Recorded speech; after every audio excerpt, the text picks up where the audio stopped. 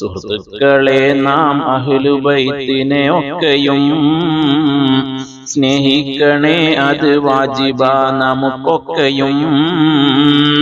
ബഗ്വി ഇമാം ഇത് വ്യക്തമായി പറയുന്നതാ, തനിക്കുള്ള തഫ്സീറിൽ മഹാൻ വിവരിച്ചതാ.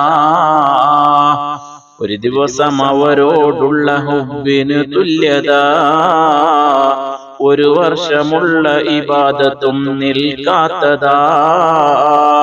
അവരമ്പരത്തിൽ കൗകബൻ സയ്യാറ,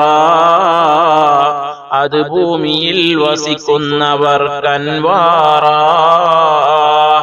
അവരഷ്റഫുൽ ഖൽഖിന്റെ സ്വന്തം രക്തമാ, അതിൽ നിന്നും പൊട്ടി വിടർന്ന മുത്തും രത്നമാ.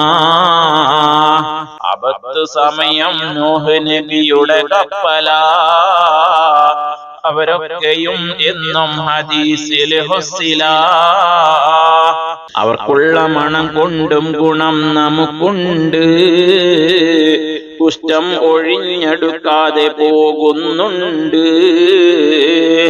ഇത് റഫ്ശത്തുസ്സാദാത്തി നോക്കതിലുള്ളതാ, 94 വ്യക്തമായി പറയുന്നതാ. റബ്ബിന്റെ റൈഹാൻ ഭൂമിയിൽ അവരാണ്, ഇസബ്നു ഹജ്ജാജ് എന്നവർ ഖൗലാണ്.